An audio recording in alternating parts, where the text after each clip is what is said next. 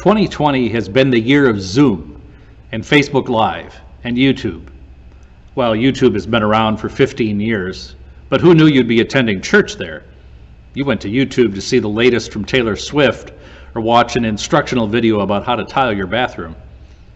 Churches in particular have often lagged behind the technology curve. Although when I was in junior high, a friend and I sat in a back room during worship each Sunday, monitoring a transmitter that allowed our service to be broadcast live on radio. That felt pretty high tech. Our move to online worship this year came out of necessity, of course. That's not to say that Cargill and other congregations hadn't made the move toward making worship recordings available before, whether to public access television or DVDs delivered to the homebound. But we have certainly accelerated the move in 2020. And in many ways, that's a good thing. I'm sure that we are connecting with people in this way that we might not otherwise.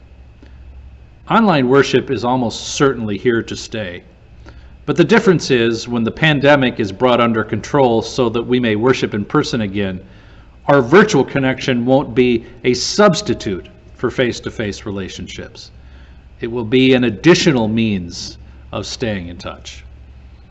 That's why the church is often reluctant to embrace every technological advancement, because as those who follow Jesus, we ask, what is at the core of our relationship to God and one another? Jesus was physically present with people. Jesus drew close to people when they struggled. He reached out to them when they suffered. The very birth of Jesus that we just celebrated at Christmas was God becoming physically proximate in our lives. And when life becomes isolating, Christ followers come together. Jesus taught us to live in the moment. Now, I'm recording this in a day when a snowstorm of anywhere from 3 to 9 inches is forecast to begin in a few hours.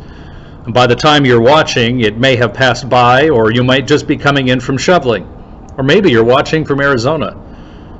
So we admit that we are one step removed.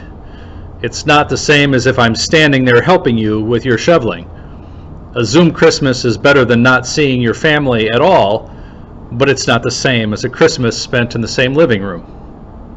But if 2020 was a year of sacrifice, giving up what we had to for the sake of being healthy, maybe 2021 will be the year of both and. That we'll continue to connect in whatever ways we can, including this way through technology, but we'll continue to strive for the personal and the small group and the large-scale connections to which Jesus calls us. I look forward to seeing you next week for the first microwave message of the year. And in the meantime, happy shoveling. We'll see you next time.